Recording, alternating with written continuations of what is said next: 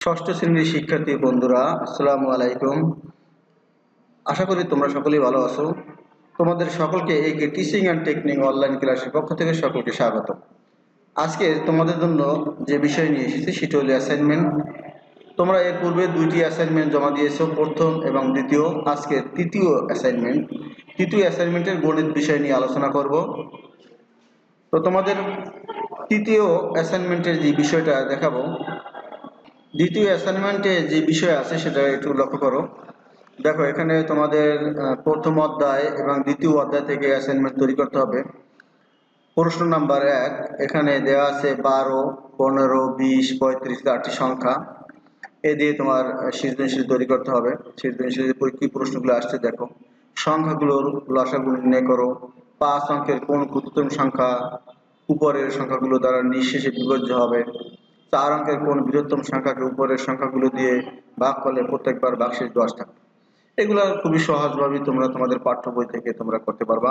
তো আমরা দেখি যে তোমাদের পাঠ্য বইয়ে এই অঙ্কগুলো কোথায় আছে এবং কোন জায়গা থেকে করলে আমরা সহজে বুঝতে পারবো। তাহলে আমরা আমাদের যে পাঠ্য বই, গণিতের পাঠ্য বই, সেখানে চলে যাই। দেখো, তোমাদের পাঠ্য বইয়ে 17 নম্বর পৃষ্ঠায় গেলেই আমরা দেখতে পারবো যে এই অঙ্কগুলো কিভাবে করা আছে, সেগুলো আমরা দেখতে পারবো। তাহলে আমাদের 17 পৃষ্ঠায় আমরা চলে যাই। এই দেখো 17 পৃষ্ঠায় এখানে দেখো 3 নম্বরে দেয়া আছে। এটা হলো 1.3 এর 3 নম্বরে আছে মৌলিক গুণনীয়কের সাহায্যে লসাগু নির্ণয় করি, ইউক্লিডীয় পদ্ধতিতে লসাগু নির্ণয় করি। এখন তোমার যে অ্যাসাইনমেন্ট, সেই অ্যাসাইনমেন্টে কিন্তু বলা আছে যে সংখ্যাগুলোর লসাগু নির্ণয় করো। লসাগু তুমি কিন্তু করতে পারো দুইটা পদ্ধতিতে, একটা মৌলিক গুণনীয়কের সাহায্যে, একটা ইউক্লিডীয় পদ্ধতিতে। যেহেতু এখানে কিন্তু তোমাকে বলা হয়নি যে কোন পদ্ধতিতে তুমি লসাগু করবে, দুইটা পদ্ধতির যে কোনো একটা পদ্ধতি বেছে নিয়ে তুমি লসাগুটা করে দিবা।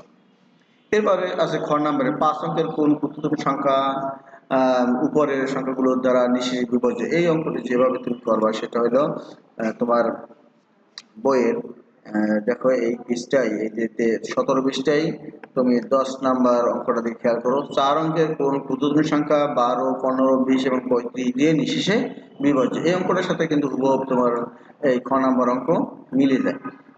একটু ডিফারেন্স 5 আর ওখানে হলো 4। অতএব এই অঙ্কটা যদি তুমি সহজেই করতে পারো তাহলে তুমি এখান থেকে তোমার এই খ নাম্বারে অ্যান্সার দিতে পারবে। এরপরে আসো গ নাম্বার। 4 অঙ্কের কোন বৃহত্তম সংখ্যাকে উপরের সংখ্যাগুলো অর্থাৎ এই 12, 15, 20, 35 দিয়ে ভাগ করলে প্রত্যেকবার ভাগশেষ কত থাকবে? 10 থাকবে। এই অঙ্কটাও তুমি তোমার বইয়ের টেক্সট বইয়ের থেকে সমাধান করতে পারো। দেখো টেক্সট বইয়ে এই যে 11 নম্বর অঙ্কটার দিকে খেয়াল করো।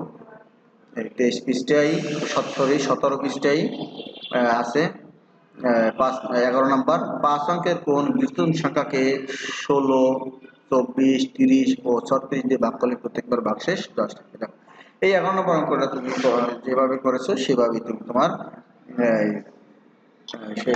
এই অ্যাসাইনমেন্টের গ নাম্বার এইভাবে তুমি করে দিতে পারবা। তো শিক্ষার্থী বন্ধুরা, আজকের 1 নম্বর প্রশ্ন নিয়ে আলোচনা করলাম। পরবর্তীতে 2 এবং 3 প্রশ্নের সমাধান নিয়ে আলোচনা করব। তো তোমরা যারা আমার চ্যানেলটি এখনো সাবস্ক্রাইব করে রাখো না, তারা সাবস্ক্রাইব করে রাখো, যাতে আমি 2 এবং 3 বা পরবর্তী অন্য কোনো ক্লাস দেওয়ার সাথে সাথে তোমরা সহজে নোটিফিকেশন পেয়ে যাও। এই জন্য চ্যানেলটি সাবস্ক্রাইব করে রাখবা। তো ভালো থাকবা সকলে, সুস্থ থাকবা। আল্লাহ হাফেজ।